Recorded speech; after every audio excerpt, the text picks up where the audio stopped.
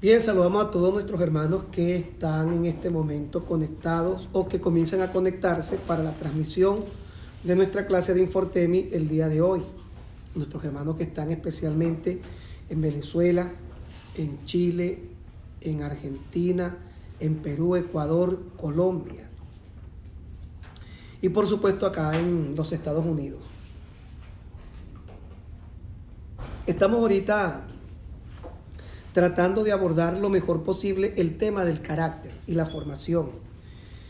Dentro de cada uno de los factores que hemos considerado, la construcción de un carácter tiene que ver de manera directa con todo lo necesario para que pueda haber una transformación en nuestra personalidad, en nuestra conducta y no una modificación. Algo que venimos señalando durante semanas anteriores tiene que ver especialmente con el tema de la transformación y la modificación de conductas, ya que hay personas que pueden estar en algún centro de rehabilitación o alcohólicos anónimos y ciertamente esto puede contribuir y puede colaborar con el individuo modificando la conducta. Pero lo único que transforma realmente la vida de una persona no son los coaching, no son estos movimientos que se han popularizado durante las últimas décadas de motivación personal, superación personal, que utilizan mucho los multiniveles.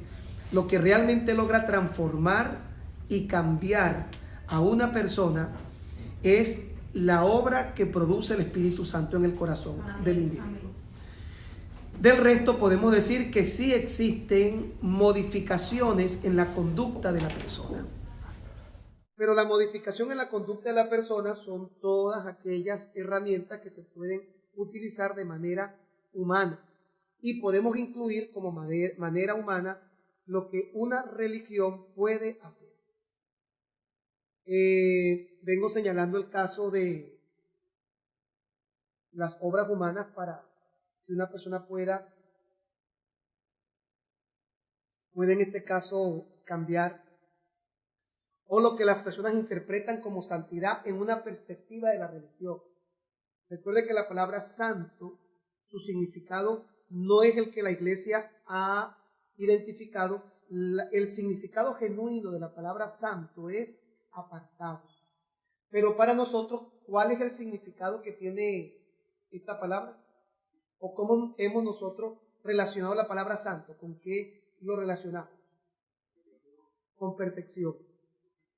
Sí, pero con perfección. Una persona santa es una persona perfecta.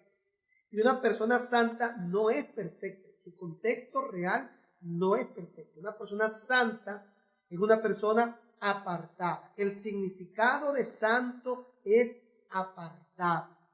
Santo es apartado. Eso es lo que significa santo. Entonces, cuando las religiones fomentan esta conducta de santidad basada en meditaciones trascendentales, basadas incluso en oraciones, como lo hacen los budistas, los monjes tibetanos, como lo hacen los gurús de la India, que ellos se consideran por sus religiones santos porque tienen conductas muy específicas que están apartados completamente del resto de la población. De esa forma el ser humano entendió el concepto de santidad. Pero la santidad, desde este punto de vista, en donde es el esfuerzo humano, tenemos semanas diciendo que no es otra cosa más que actos de carnalidad. Porque la verdadera santidad, cuando proviene como una obra del Espíritu, es cuando entendemos que no es el esfuerzo humano por querer cambiar. Es la obra del Espíritu Santo que de manera progresiva y natural cambia a la persona. Es decir, que cuando alguien nace de nuevo, hay elementos que intervienen, pero es progresivo en un proceso lo que produce una obra en el corazón de la persona, que es lo que definimos como santidad bajo la perspectiva del Espíritu. Si no lo hace el Espíritu Santo, sino que esa conducta, esa forma de vida que se puede cambiar, viene de Alcohólicos Anónimos, viene de religiones, viene de centros de rehabilitación, sí pueden haber cambios, sí pueden haber mejorías, sí puede haber, entre comillas, alguna forma de santidad, pero todo esto son obras humanas, y siendo obras humanas, aun y cuando la meta es positiva, es carnalidad. Lo único que hace que algo sea producido por el Espíritu es lo que viene del Espíritu Santo. ¿Quiere Dios cambiar a la persona? Sí. Pero para que una persona pueda cambiar, entonces nos confrontamos con los tres elementos que señalamos. Parte de la obra del Espíritu Santo, el día que una persona nace de nuevo. Número 2, la autodeterminación que tiene cada individuo de querer cambiar. Y número 3, la participación de la iglesia proveyendo herramientas para que la persona pueda cambiar. Si uno de estos tres elementos no participa, encontraremos un carácter cristiano deficiente. Y lo que nos ha pasado hoy en día es que hay muchos buenos cristianos saturados de información, pero con un carácter cristiano deficiente. Figúrese que cuando usted tiene conocimiento de la Biblia, usted puede citar cualquier versículo.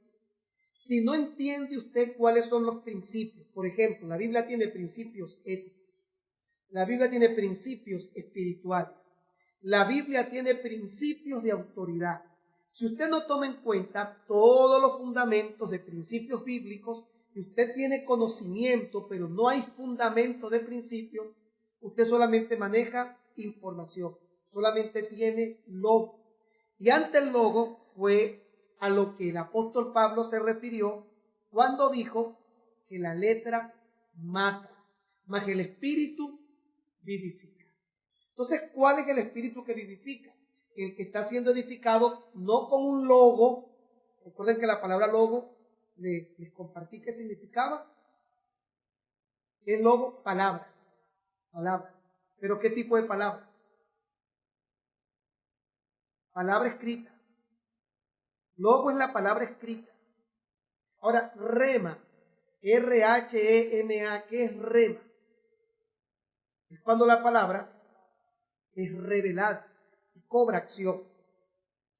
Entonces, los fariseos tenían mucho logo, pero cuando Jesús ejerció su ministerio en la tierra, Jesús no tenía solamente logo, Jesús tenía rema.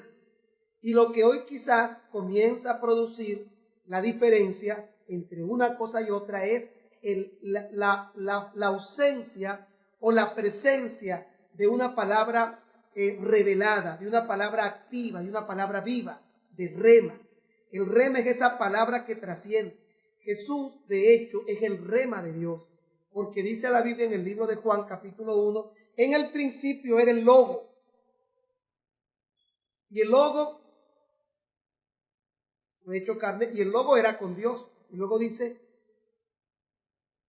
cuando dice que se hizo carne, ya ahí deja de ser logo. Cuando ya llega a la persona de Cristo, es rema, porque es la revelación de Dios y es la encarnación de la palabra. Cristo es la palabra hecha carne. Entonces tenemos un gran problema, y es que hay mucho logo y carecemos de palabra revelada que logre trascender a nuestras vidas. Entonces la iglesia, la autodeterminación del individuo y el nuevo nacimiento son los tres factores que deben intervenir de manera definitiva para que una persona pueda experimentar un cambio. Ahora, siendo todo esto verdad, nos compete a nosotros entender, y presta atención a esto, ¿qué debe hacer la iglesia? ¿Qué debe hacer la iglesia? ¿Qué es lo que necesita hacer la iglesia para poder proveer a las personas lo que le corresponde para cambiar? Bueno, dijimos que tres cosas. La primera, instrucción. ¿Y qué es instruir? No, instruir no es enseñar. Instruir consta de enseñanza, pero una enseñanza sistemática y constante. Deuteronomio capítulo 6, verso 6, es el mejor ejemplo de instrucción. Recordando que la Biblia comenzó siendo una tradición oral. Y esa tradición oral se logró preservar y se logró cuidar a través de la instrucción. Recuerde la palabra de Salomón: instruye al niño en su camino, y aun cuando fuere viejo no se apartará de él. Deuteronomio 6, capítulo 6, ¿qué dice? Y estas palabras que yo te mando hoy estarán sobre tu corazón. Y las repetirás a tus hijos, que hablarán de ellas, estando en tu casa y andando por el camino, y al acostarte y cuando te levantes, y las atarás como una señal en tu mano, y estarán como centrales entre tus ojos. Y las escribirás en los postes de tu casa y en tus puertas. ¿Sí? ¿Qué está diciendo? Que entonces, ¿cómo ustedes pueden entender la instrucción según Deuteronomio 6:6? ¿Cómo se entiende la instrucción en diferencia a la enseñanza? Pero hay algo que hace que la instrucción sea instrucción. ¿Cómo hacer que esté en el corazón? Cuando usted tiene esa información sistemática. ¿Usted sabe por qué existe Infortén? Porque el gran problema o la debilidad más grande que ha tenido la iglesia por generaciones es no tener recursos instructivos. Nosotros simplemente agarramos material. Antes la escuela dominical utilizaba un material que llamaban el maestro 1, maestro 2, maestro 3, y aunque era muy bueno, prácticamente se había convertido en una manera de proveer logo a las congregaciones. Y era favorable, mucha gente de hecho creció, por supuesto, con todo lo que fueron las enseñanzas del maestro, que es ese librito que se utilizaba anteriormente. Por ejemplo, las Asambleas de Dios lo hacía, creo que Renovación también lo hacía, utilizaba el maestro. Pero ¿qué es la instrucción? Es la palabra revelada, pero que de forma sistemática se repite. Es lo que permite que en una iglesia pueda haber, en el caso de Renuevo, ahí en Puerto Ordaz, está lo que es formación y crecimiento. Apenas la persona se bautiza, entra a un nivel de enseñanza instructiva, formación y crecimiento. Una vez que termina, pasa a Infortemi. Infortemi tiene niveles, pero luego vienen estudios de teología y luego se reinciden en enseñanzas importantes, porque las palabras que Pablo le da a los filipenses en el capítulo 3, versículo 1, tienen incidencia para entender Deuteronomio 6 en adelante, para entender el libro de Proverbios, donde dice instruye, no le dice enseña, instruye. ¿Cuál es el efecto que va a generar en nuestros hijos una enseñanza a una instrucción? Que la enseñanza la va a olvidar con facilidad con el paso del tiempo, mientras que la instrucción no. ¿Por qué? Porque la instrucción es algo que aun y cuando fuere viejo, no se apartará de él. Y es donde nosotros hoy nos encontramos. Por eso comencé la clase de hoy pidiéndoles que usted pudiera darse cuenta la importancia de lo que Pablo dijo en Filipenses 3:1. ¿Qué dijo Pablo? Por lo demás, hermanos míos, a mí no me es molesto el repetiros las mismas cosas. ¿Cómo se llama eso? Repetir lo mismo. Instrucción. Y para vosotros es seguro. Es decir, no hay nada más seguro para una persona en su crecimiento como cristiano que la instrucción. Hay un punto de la instrucción que es lo que hace que el logo deje de ser logo y se transforme en rema.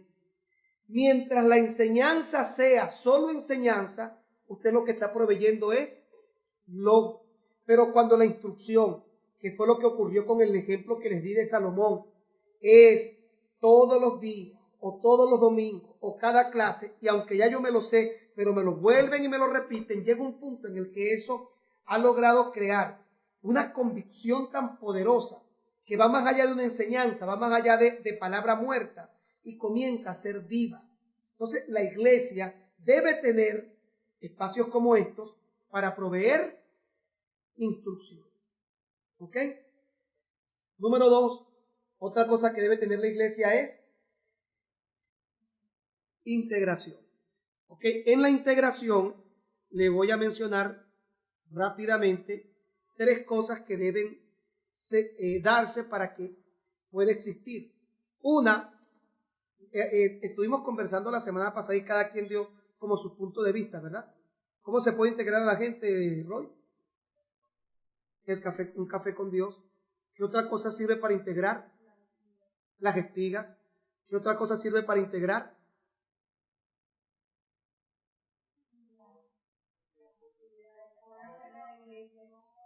Ok. Entonces copie 3 cosas que son los factores fundamentales de integración. ¿Cuáles son los 3 factores esenciales de integración en una iglesia? Número 1, actividades. Que aunque la instrucción debe privilegiar, porque prela a una actividad, las actividades ciertamente es un mecanismo que debe usar la iglesia para integrar a las personas de su comunidad. Actividades, número 2, ampliación y funcionamiento de departamentos, y número 3, desarrollo de grupos pequeños o grupos celulares. Actividades, departamentos, células. Déjeme explicarlo entonces. Imagine que usted llega hoy a la iglesia por primera vez. ¿Qué es lo que hace que usted se integre, que usted quiera quedarse? ¿Y qué es lo que hace que usted diga, no quiero ir más? Entonces, la bienvenida entra ¿en dónde? ¿Actividades, departamentos o células? ¿Por qué departamento, Laura? Entonces la iglesia debe tener departamentos operativos que deben ser efectivos. Por ejemplo, lo que dice Laura, protocolo. Ahora mire, la efectividad de los departamentos gira en torno a la vocación que debe tener cada persona al integrar cada uno de estos. Por ejemplo, adoración y alabanza es un departamento. ¿Quién debe estar en adoración y alabanza? Personas que tienen el talento o por lo menos tienen inclinación hacia la parte musical. Y poco a poco debe ir creciendo. Porque lamentablemente hay hermanos que deben adorar a Dios y alabar a Dios nada más que en el baño de su casa. Pero poco a poco este departamento debe proveer herramientas de formación, de preparación. Es lo que hace cada departamento.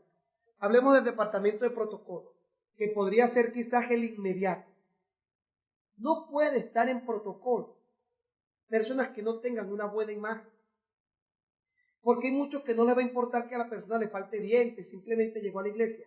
Pero hay un porcentaje importante de personas que sí se fijan en la imagen de ese departamento.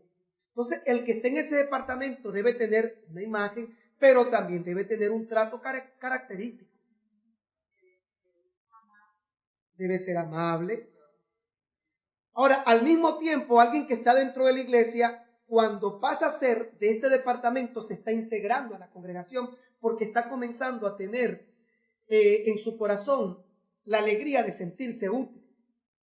Entonces está en protocolo, pero todo esto debe tener una cantidad de elementos que permitan que funcione de forma eficiente y efectiva. ¿Sí me explico lo que les estoy diciendo, verdad? Hablemos, ¿qué otro departamento tiene la iglesia? Protocolo, adoración. ¿Qué otro departamento puede haber en la iglesia? El de los niños. Llegó yo y no hay un lugar para atender a mis hijos. Yo digo, no voy a ir más, me voy a otro lugar porque yo tengo hijos, yo quiero ir a la iglesia, pero ¿qué hago con mis hijos? Esos son departamentos. Estamos en la parte de departamento. ¿Qué otro departamento hay para la iglesia o en la iglesia? Los jóvenes. Mira este fenómeno, Roy, antes de tocar el tema de intercesión. Mira este fenómeno que hemos encontrado en muchas iglesias. Y yo espero que no nos pase a nosotros. Hay iglesias que han logrado integrar a un sector importante de la comunidad, pero no tienen una visión para integrar a toda la comunidad. Entonces usted va a encontrar personas que son así. Los padres van a esta iglesia, pero los hijos se congregan en aquella iglesia. ¿Por qué? ¿No has visto ese tipo de casos? Porque esta iglesia logra integrar y tiene un trabajo organizado para integrar adultos. Pero si no tiene un trabajo efectivo para integrar jóvenes y otra iglesia sí lo tiene, los jóvenes hijos de esta familia se van a ir para aquella iglesia. Y es algo que nosotros debemos entender que debe ser analizado por cualquier congregación. Hay un pastor amigo mío que está en Ureña. Y a mí siempre me llamó mucho la atención eso. Y a mí eso me daría mucha tristeza. Sin embargo, yo creo que uno se resigna diciendo, por lo menos está en el Señor. Pero este pastor tiene un hijo, que es un muchacho de Dios, bien formado, bien preparado, con un liderazgo muy efectivo, muy bueno, y se congrega en una iglesia que está como a 5 cuadras de la de su papá. Él no es miembro de la iglesia de su papá. No tiene problemas con su papá. Es un buen cristiano, es un buen muchacho, pero él no se congrega con su papá. ¿Por qué? Porque este hermano tiene dentro de las actividades que realiza, salgamos del pensamiento de departamento, vayamos a actividades, en su mayoría son actividades para gente adulta. Tienen estudios bíblicos, tienen una cantidad de actividades, pero que están siendo fomentadas y que solamente pueden integrar adultos. Hay muy pocos jóvenes. Y mi sorpresa fue darme cuenta que la mayoría de los jóvenes que son hijos de estas familias asisten a otras congregaciones, pero no asisten a la congregación de sus padres. Ahora, ¿usted cree que esto es bueno o es malo?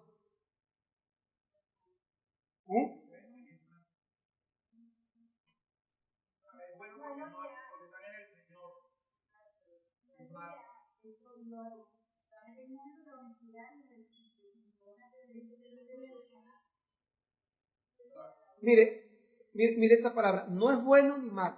Alguien dijo que lo que no era es ideal. Y le voy a explicar por qué. Y voy a usar un ejemplo muy práctico en este momento. El caso de Juan Manuel. El papá de Juan Manuel y su mamá asistían a otra iglesia. Juan Manuel asistía a nuestra iglesia. Allí se desarrolló, allí se convirtió en líder y su papá comenzó congregándose con nosotros, pero por X causa un día se fue. Si yo hubiera sido un pastor malo, y Juan Manuel debe recordar durante todo el tiempo que estuvo en la iglesia, Juan, tu papá, Juan, anda donde tu papá, Juan, yo estaba muy pendiente de la relación que él tenía con su papá, aunque su papá no se congregaba conmigo. Pero para mí era importante la salud de él como hijo, independientemente que su papá estuviera en otra iglesia. Y Juan debe recordarlo. Pero también llegó a ocurrir que el papá de Juan muchas veces llegó a experimentar algún celo natural. Si yo hubiera sido un pastor de esos malvados, manipuladores, ¿qué hubiera pasado? Que no esté pendiente de que Juan, mira, atiende a tu papá. No, Juan, no estés en esta reunión hoy de la iglesia, váyase para su casa y usted tiene que estar dedicado a su papá. Yo me preocupé mucho, y Juan debe recordarlo, siempre por evitar que en ellos, a pesar de que asistían a iglesias diferentes, eso generara una situación de diferencia entre ellos, como padre e hijo. Pero ¿sabe que este no es el caso que se da en todas las iglesias? Que hay pastores que aprovechan la vulnerabilidad de un hijo y los ponen en contra de los padres. En este caso no ocurrió, pero yo sí conozco casos en donde eso sucede. Entonces, como lo que dice Diana, no es bueno ni malo, pero no es lo ideal. ¿Por qué no es lo ideal? Porque hay una desintegración de la familia. Y recuerden que el principio esencial de Dios está dirigido y canalizado ¿para quién? Para las familias. Yo me imagino que nosotros estaríamos contentos con que nuestros hijos fueran cristianos y vayan a otra iglesia. Pero muchas veces llegué a ver que ese remedio llegó a ser, en ocasiones, peor que la enfermedad. Entonces, lo ideal sería que la iglesia tuviera las herramientas, los canales y los recursos para integrar al viejito, al adulto, al matrimonio joven, a los jóvenes y a los niños. Porque una iglesia que logra hacerlo es una iglesia que tiene una visión eficiente para la comunidad. Pero imagínense, yo lo que quiero es tener personas adultas, no en la iglesia, y el tema no es tener personas, el tema es que hayan familias saludables. Recuerde que el plan primordial de la iglesia es la salvación, pero es la constitución de familia, porque el mensaje de Dios siempre fue dirigido para y por familias. ¿Te voy a comentar algo ahorita, Robert?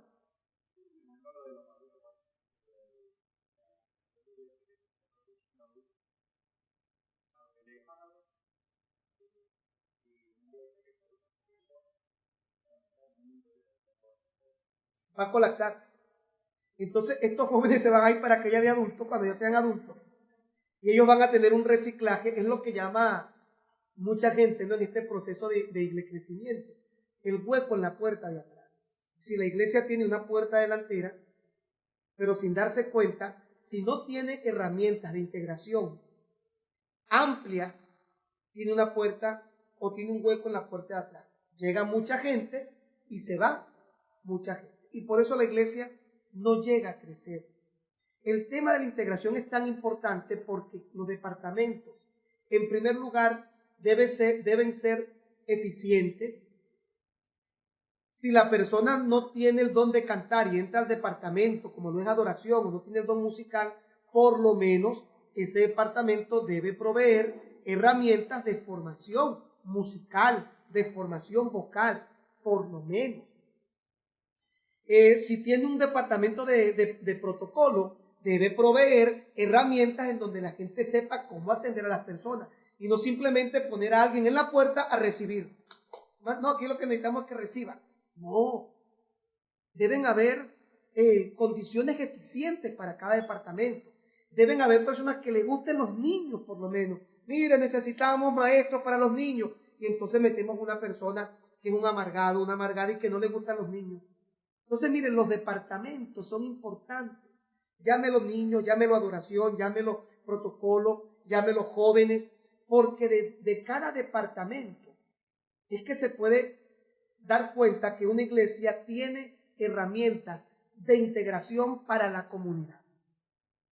Otro aspecto, que fue el primero que tocamos, actividades. ¿Qué llamamos nosotros actividades? Los cultos. Yo me di cuenta que hay algo que a nosotros nos funcionó mucho en Venezuela como actividad, y yo aspiro en su momento cuando estemos estables económicamente a hacerlo. ¿Y sabe qué fue? Los conciertos. Nosotros hacíamos 3 y hasta 4 conciertos en el año. Y no le digo que hacíamos concierticos, hacíamos conciertos. Y todos eran gratuitos. Y a mí la gente me preguntaba por qué nosotros invertíamos tanto dinero en un concierto. Mire, en la iglesia estuvo Marcela Gándara, Alex Campo, Manny Monte, Fonky, Tercer Cielo, Yulisa, Danilo Montero, Ingrid Rosario. ¿Usted sabe cuál fue el concierto que nos costó más dinero? Y no le voy a decir quién es la persona, pero ¿cuál fue el que costó más dinero? No fue Alex Campo. Hay uno que costó más dinero que Alex Campo. Ese fue uno de los más caros. ¿Sabe cuánto nos costó? $21,000 en concreto. Diana, pero te voy a decir algo. ¿Sabes cómo pagamos el concierto que fue totalmente gratuito? Bueno, que lo hacía. Era la ofrenda de un domingo en la mañana. Si no era algo que a nosotros nos afectara, que yo te diga, wow, hay tanta plata. Un domingo en la mañana, nosotros teníamos la ofrenda para pagar un concierto. Bueno, los que recuerdan, le estoy hablando de hace cuántos años atrás.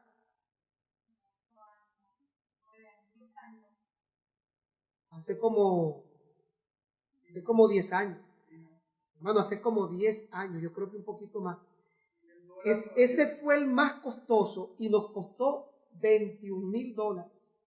Pero $21,000 no afectó en lo absoluto a la iglesia. Es más, le voy a decir qué fue lo que ocurrió cuando se aproximaba uno de esos conciertos que eran, el primero que tuvimos, que fue en un salón pequeño, fue con Dani Berrío.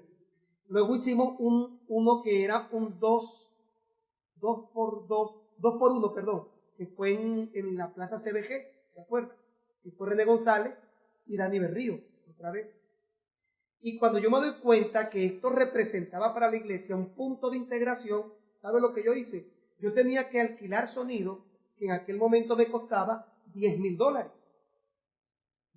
Yo tomé la decisión de invertir $40,000 y compré todo el sonido de la iglesia. Y cuando nos enviaban el rider técnico, Andy debe saber lo que es eso, los músicos no es que van a tu iglesia a tocar, porque ellos te mandan un rider técnico que te dicen cuál es el micrófono que quieren, cuál es el sonido que quieren, todo, y tú le mandas un contra-rider. Es decir, tú le dices, no tengo eso, pero tengo esto. Después que compramos nuestro sonido, mire, con eso más nunca volvimos a alquilar.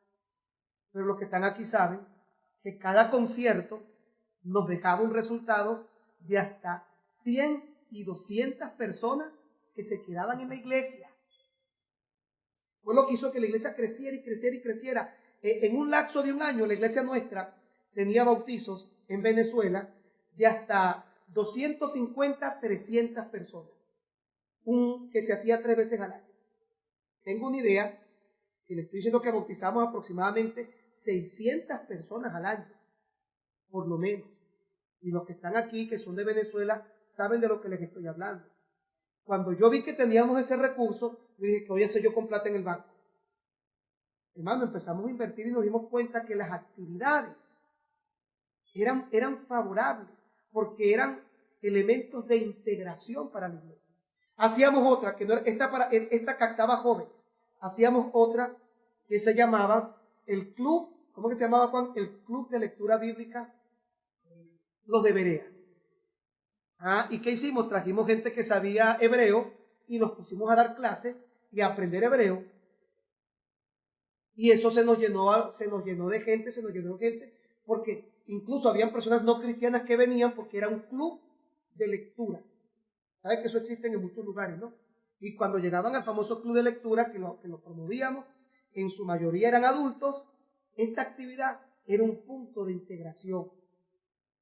El club de lectura bíblica, los conciertos, los cultos, los planes vacacionales de los niños, se invertía dinero, se invertía mucho dinero. Pero usted cuando ve aquí en esta ciudad, cuando usted ve esas actividades de esas iglesias grandes, que usted cree que ellos están perdiendo, hermano. Eso no pierden en lo absoluto. En el momento que una iglesia logra entender que los recursos que Dios nos da es para la expansión y la predicación del evangelio, mire, uno no escatima, porque eso es inversión y no que retornen dinero, porque $21,000 que salía un domingo en la mañana, que se recogía el mismo domingo, y nosotros hacíamos un concierto gratis, bueno, era gratis. ¿Usted cree que se perdían $21,000? No, hermano, a mí me dejaban 100 personas, el siguiente domingo tenía 100 personas en la iglesia congregándose. ¿Qué otra cosa puede definirse como un punto de integración? Actividad.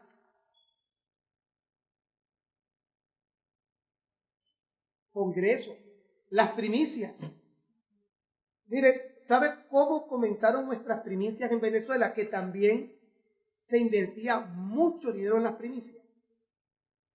Comenzamos 9 personas. Yo no sé si Mayela lo recuerda cuando empezamos las primicias. Habíamos 9 personas.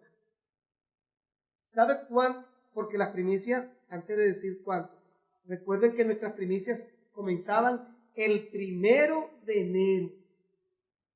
No es que le dábamos el 3 de enero o el 4 de enero. El 1 de enero, que todo es muerto, porque lo único que hay en la televisión es el desfile de las flores. Qué aburrido el 1 de enero. ¿Usted se acuerda que usted prendía la televisión y lo único que había emocionante era el desfile de las flores?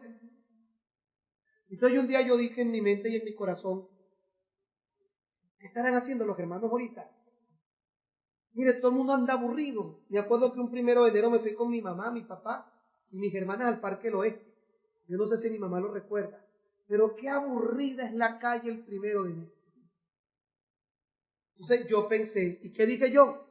Ay, no voy a dejar el 1 de enero a nadie. Nuestras primeras primicias, me acuerdo yo que conté, eran 9 personas. 9 personas. La segunda primicia, habían como 20, un poquito más de 20. ¿Sabe a lo último cuántas personas estaban el 1 de enero en las primicias? Personas que se podían contar. 800 personas el 1 de enero iniciando las primicias. El 1 de enero, que al principio eran 10 días de primicia, luego lo bajamos a 7. Creo que hasta hoy son 7 días todavía. Pero imagínense cuánta gente había. Juan que está aquí, Gustavo y Mayela. Hacíamos vigilias en medio de las primicias. Hermano, vigilias full de gente. Estoy viendo vigilias que habían 1000 personas, 1500 personas. ¿Por qué? Porque participaban todas las iglesias. Eso era un bochincho, un alboroto, pero buenísimo. Claro, y teníamos el sonido adecuado para todo eso. Y ojalá aquí nosotros podamos entender eso. Llegará el momento cuando nosotros podamos invertir y Dios nos dé una platica. Mire, lo primero que yo puedo hacer, apenas tengo una platica y un local, claro, un concierto, primicia, que yo no voy a hacer si tuviera un local propio y tuviera un poquito más de plata. Entonces, las actividades son puntos de integración, las actividades. ¿Qué otra cosa hacíamos? Congresos, primicias, campamentos de jóvenes, la radio, bueno, imagínense todas estas cosas. Y por último, punto de integración. La iglesia no solamente debe instruir, debe tener integración. Y el último es las espigas. Mientras no entendamos que puede llegar mucha gente a la iglesia, pero si no hay un lugar o un centro de acopio donde ellas puedan sentir que pueden participar más allá de un culto, la iglesia no ha entendido la visión del crecimiento. El tema de las espigas es la atención personalizada. En una iglesia como Renuevo, que llegó a ser 3000 y un poco más de 3000 personas, ¿cómo alguien se integra en una iglesia tan grande? No puede. Entonces, ¿qué hace la iglesia? Conforma lo que llaman espigas nosotros, células lo dicen otros, grupos pequeños, y el propósito es que las personas de una forma más personalizada pueda ser atendida en una congregación. Entonces queremos entender el funcionamiento de la integración. Todo esto nos sirve para que la iglesia pueda desarrollarse. Pues mire, piense, actividades, el funcionamiento eficiente de departamentos y las células o grupos pequeños para que las personas que llegan a la iglesia puedan recibir una atención personalizada. Entonces hablamos de instrucción, integración y nos falta el último, que probablemente lo compartamos la próxima semana, supervisión. ¿De qué va a servir todo esto si no hay un control, si no se supervisa, si no hay atención, si no hay un seguimiento que ayude a consolidar a los creyentes? ¿De qué va a servir todo esto? De nada. Deben haber departamentos en donde se maneje estadísticamente el crecimiento de la iglesia, la asistencia de la iglesia, el funcionamiento, la atención, porque alguien no viene. Debe funcionar eficientemente el departamento de llamadas y visitas. Alguien visita. Aquí lamentablemente eso no lo hemos podido organizar de la forma como desearíamos, como quisiéramos. Pero eso es parte también de todo lo que la iglesia necesita hacer para integrar personas. Que vamos a terminar la próxima semana y ya recuerden que vamos a tratar de ir para el año que viene a hablar sobre lo que nos tocaría, pero por ahora vamos a terminar con todo esto. ¿Alguna pregunta? ¿Qué les parece?